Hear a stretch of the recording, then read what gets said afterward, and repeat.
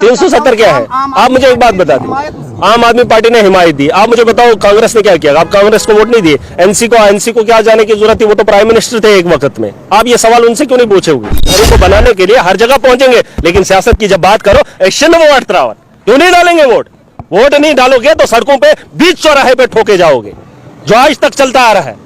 अगर इस सिलसिले को रोकना है तो सत्ता में खुद को देखो। आप पुरानी बातों को दोहरा कर नए बच्चों का फ्यूचर खतरे में डालना चाहते हो। सब लोगों को जानता हूं जो पाकिस्तान की टीम के जश्न मनाते थे, बाबर आजम की बैटिंग से खुश होते थे, शोएब अख्तर की बॉलिंग को पसंद करते थे, आज वही लोग 49 रुपए लगाकर पूरा दीन धर्म भूल गए। सरकारों को वोट देकर आप इनको घरों को आबाद करेंगे, इनको अपनी पत्नियों के साथ नहीं बनती है तो ये जम्मू कश्मीर का हुलिया ठीक करेंगे। इन्होंने बेच के रखा है पूरे जम्मू कश्मीर को, पूरे देश को खोखला करके दिया। और वही भाजपा दूसरी तरफ से धर्म की राजनीति, ये यहाँ मुसलमानों की राजनीति, वो धर्म की, तो लिटाते रहो। आप उन लोगों के जज्बात की बात मुझे कह रहे हो और पुराने मुर्दों को उखाड़ कर नए दौर की बातें भुलाना चाहते हो।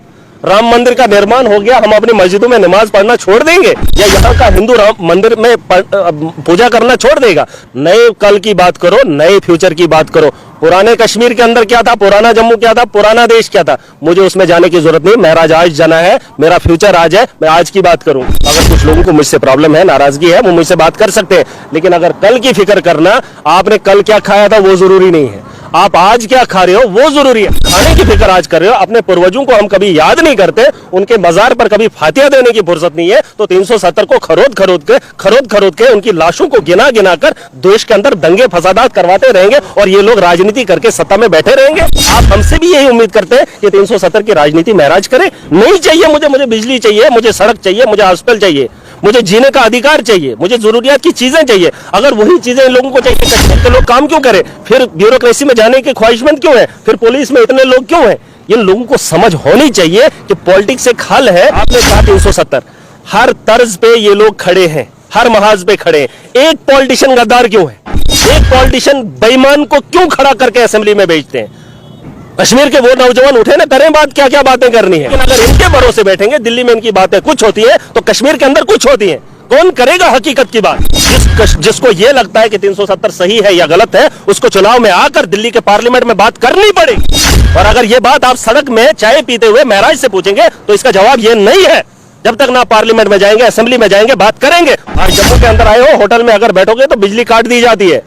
हमें वो शाम के वक्त उस अंधेरे के अंदर रोशनी चाहिए। अगर वो नहीं दिला सकते हो तो सवाल पूछने की जरूरत भी नहीं है। महराज से उम्मीद करते हो यहाँ के आम आदमी को जागना पड़ेगा, अपने पूरे वजूद का इस्तेमाल। और ये कुरान और हदीस से बात साबित होती है। 5 जालिम है, 5 में से सबसे कम जालिम को वोट दो। और अगर 5 चोर है, 5 चोरों को छोड़कर आपने चौथे लास्ट वाले 5वें चोर को देखना जो सबसे कम चोर। ये पार्टियों का सवाल नहीं है। जहां तक मैं आपको बताता चलूं, डीडीसी एक हो या 10 हो, मोदी एक है तो पूरी दुनिया में राज कर रहा है, पूरा देश के अंदर उसका नाम है। ऐसा नहीं है चाय बेचकर हिंदुस्तान का प्रधानमंत्री बनना और डंके की चोट पे कहना कि मैं इस देश का निर्माण या 2037 में या 47 में नंबर 1 बनाएंगे, विकसित भारत बनाएंगे। वो भी एक शख्स है, उसी हिसाब से महराज मलिक एक नाम है। मुझे जिंदगी में मौका मिला है, काम करेंगे, जितनी हिम्मत होगी, ताकत होगी, पूरी ताकत के साथ आवाम की बेहतरी के लिए, ख्वाह जम्मू कश्मीर हो या देश के निर्माण के लिए, हमसे जितना हो सकेगा हम करेंगे। रही बात जम्मू कश्मीर के अंदर आम आदमी पार्टी की, वो जरूरत है, वो मजबूरी है। यहाँ के लोगों की मजबूरी इसलिए है क्योंकि बाकी पार्टियों को सबको आपने देख लिया, ख्वाह एनसी हो, पीडीपी हो, कांग्रेस हो या भाजपा हो। आज भी मैं देख रहा हूं कि लोग कहते हैं कि महराज मलिक चीखता है। अगर महराज मलिक अपनी कॉन्स्टिट्यूंसी में चीखता है तो जम्मू के अंदर क्या बेहतरी है? क्या कश्मीर के अंदर बेहतरी है? क्या पूरे देश के अंदर बेहतरी भाजपा ने लाई है? क्या करप्शन खत्म हो गई है? क्या सारे स्कूल बेहतर हो गए? भाजपा ने सिर्फ और सिर्फ शराब के ठेकों में यहाँ इजाफा किया है, उसके अलावा कौन से काम इन्होंने किए? क्या ये सवाल लोग भूल गए हैं? जितने भी आम लोग हैं, जो वोटर्स हैं, जिन लोगों को इन लोगों का पता चल गया है, इनकी सियासत को समझ गए हैं, वो इसमें पलटा मार सकते हैं।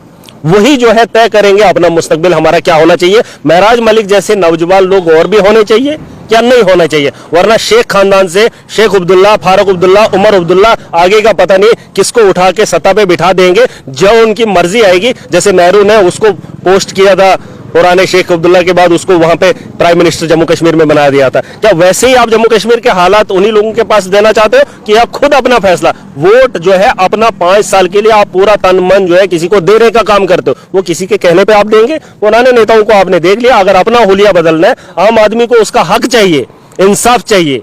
बेहतरी चाहिए, स्कूलों के अंदर बेहतरी चाहिए, हॉस्पिटल के अंदर बेहतरी चाहिए, बिजली के निजाम में बेहतरी चाहिए, पानी में बेहतरी चाहिए, तो आम आदमी को चुनना पड़ेगा, खुद को चुनना पड़ेगा, खुद को वोट करना पड़ेगा। मैं ये नहीं कह रहा हूं महराज मलिक जम्मू कश्मीर का नेता, लेकिन हर कॉन्स्टिट्यूंसी से हर नौजवान उठेगा महराज मलिक जैसे।